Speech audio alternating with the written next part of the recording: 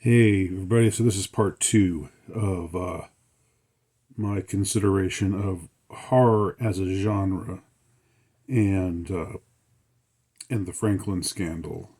In fact, this is, I think, the title I gave to the first one, which I'll give to the second. This is part two. Another one of those with ever diminishing returns, but it seems to be that I'm working in the long form these days. But horror in fiction and horror in fact, something like that. I'll have to check and see because I think my understanding and appreciation of horror as a genre grew the more I became aware of the degree to which life is horrific, and the degree to which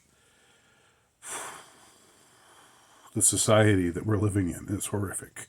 The culture, much of what saturates the culture in which we live, is horrific.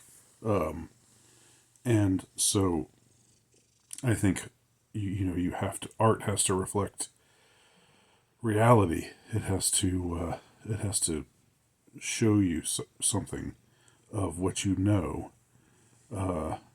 about the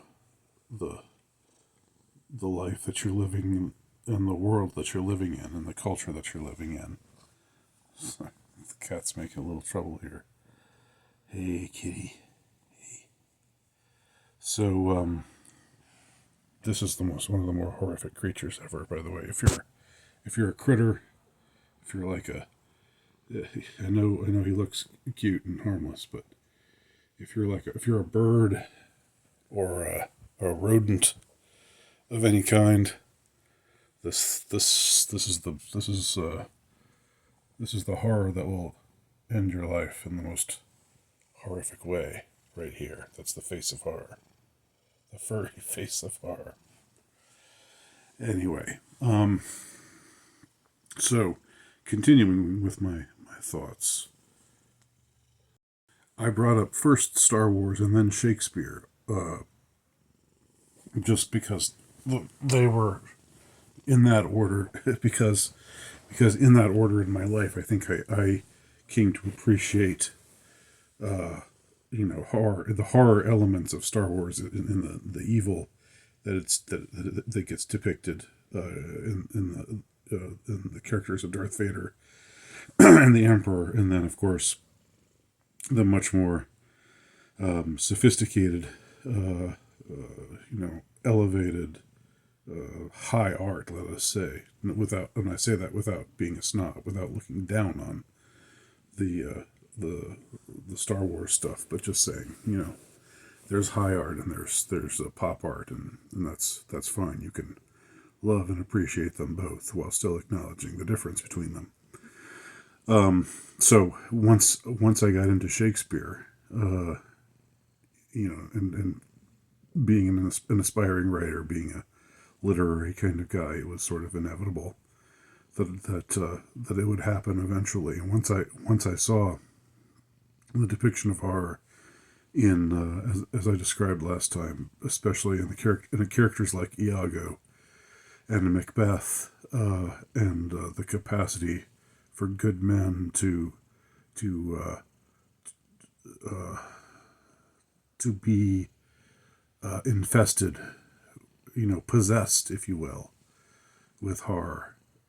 I mean, I think that's once you see that happen to a person, it's a horrific thing. It's a thing that is, once you see someone, as it were, seduced by the dark side,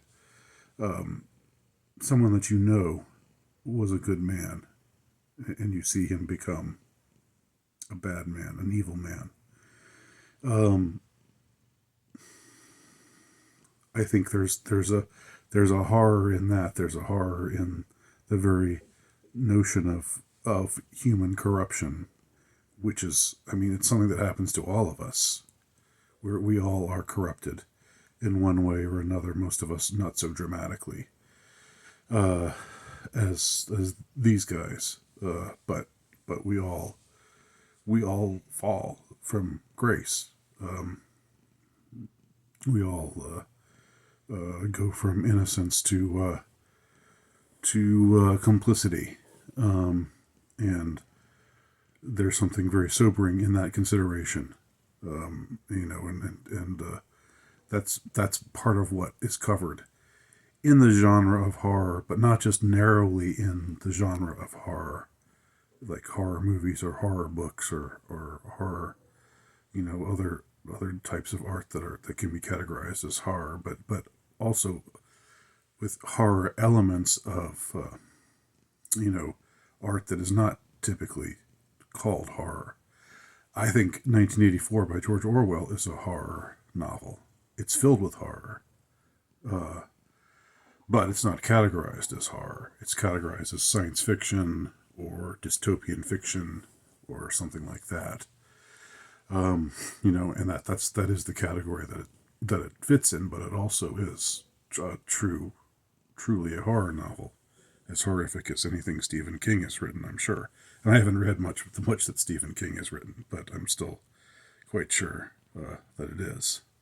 So I mentioned the other major Shakespeare works. I mentioned Othello and Macbeth, and also briefly mentioned King Lear. But of course, my favorite of the big four is Hamlet. And in the character of Hamlet, we see somebody who's really coming to grips with horror, with the horror that surrounds him, and that's a huge part of what makes his character so relatable and so compelling, is the way that he grapples with these things that he cannot understand, that he feels so bitter about, that he feels so angry about, and so such a sense of betrayal. And two things: the death of his first and foremost, I think the most visceral thing for him in the very beginning is his mother's betrayal of his father, his mother's disloyalty to his father, how his mother marries his uncle just 2 weeks after his father's mysterious death. That's something that, again, he is bitterly angry about and feels very betrayed by. And then, of course, when he finds out the truth about his father's death, that his father was murdered by his uncle, that's the other thing that's something that he has an easier time grappling with, because one gets the impression he never really cared for his uncle that much. So it wasn't like it was such a huge that in itself wasn't such a betrayal or such a visceral betrayal to him as his mother just going along with it, not seeing it or choosing not to see what was really going on with it, and just being led along by her lust for his uncle, which was so unseemly to Hamlet, that your mother would whore herself out in that way, in a way that so betrays the memory of his noble father, the rightful king. So in the character of Hamlet, we see somebody just really reeling with shock, and just dealing with all the dimensions of the horror that faces him, and the ways, the different strategies that he uses to cope with it and to figure out what to do about it. As I said, to me, this always has made Hamlet's character very relatable, even though he's way more intelligent than way more articulate, way more intelligent, and he's next in line to the throne. He's royalty. So we don't relate to him in various ways, and yet he is entirely relatable in other ways. So in Hamlet, the villain, we don't see as much of the villain's terrible change from good, noble man to evil, twisted, depraved, murderous man, like we saw with Macbeth or with Othello. Do see Hamlet, the hero, the flawed hero of the story, grappling with the situation and trying to figure out what to do, as something is rotten in the state of Denmark. And that is one of the many resonant lines from Hamlet. Something is rotten in the state of Denmark. Well, turning to the Franklin scandal, as one of you asked that I do, and again I've gone into detail about this before, so I really don't want to be tedious with it, but once more, let me talk about how it affected me. The way that it affected me, was similar to I felt like Hamlet. I felt like even though what I was researching, what I was finding out about, what I was discovering, didn't involve my family. It didn't involve anything that was related to me personally. So there wasn't the kind of creepy, crawly horror that that like what Luke Skywalker had to deal with when he found out that the most evil man in the galaxy is his blood, it's his father, his DNA is a part of him, a part of Luke, or what Hamlet when he had to find out these things about his uncle murdering his father and his mother betraying his father's memory in such a crass and ignoble manner. For me, this the everything that goes on with the Franklin scandal is at a distance from me. I don't know anybody who's involved in it personally. I don't know any of the victims, but when I read about them, when I read about what happened, when I read about the things that they were forced to endure, these kids, and how clear it was. Like, this is the first time I think it became crystal clear to me that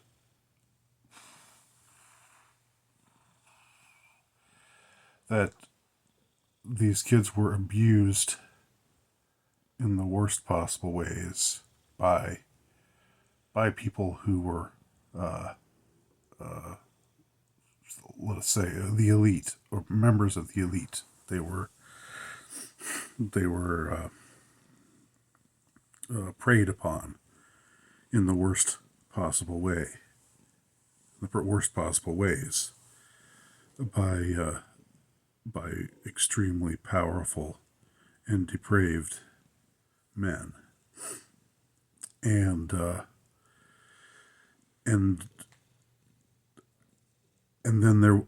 when it was found out, when it was discovered, when the cover was blown, and justice should have been done,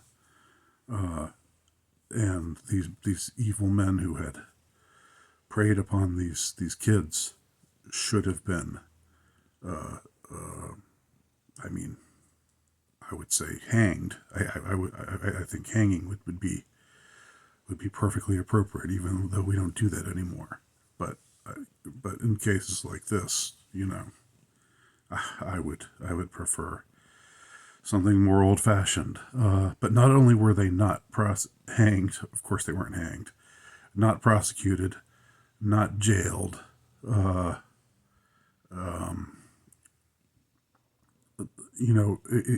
were essentially the authorities, the law enforcement elite, the alphabet agencies were called in to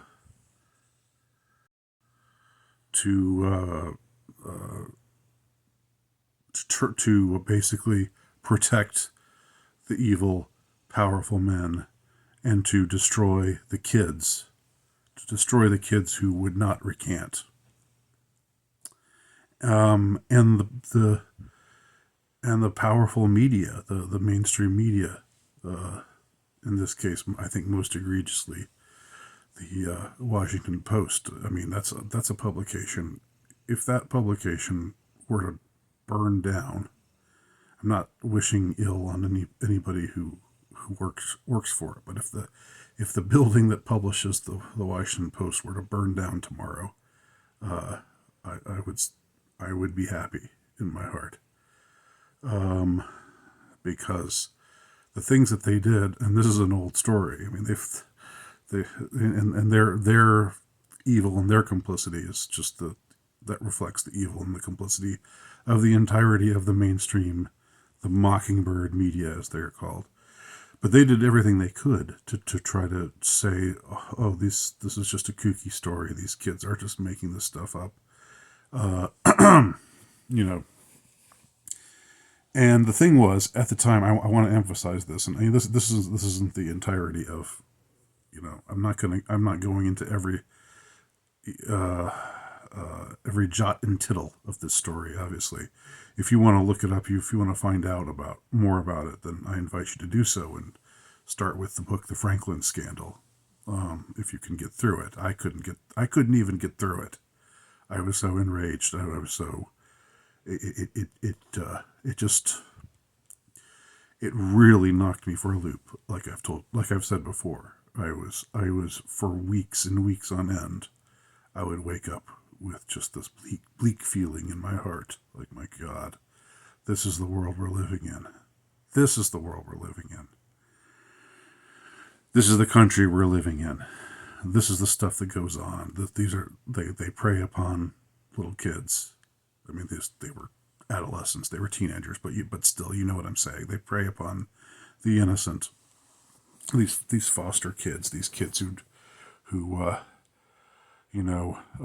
had nobody to stand up for them. They would prey on them and get their jollies off of preying on them, and then they would get protected by the media, protected by law enforcement. Nothing happened to them, and I wanted so badly I wanted to convince myself that it was all a hoax. I was desperate to convince myself that it was all a hoax, but I couldn't. I honestly couldn't.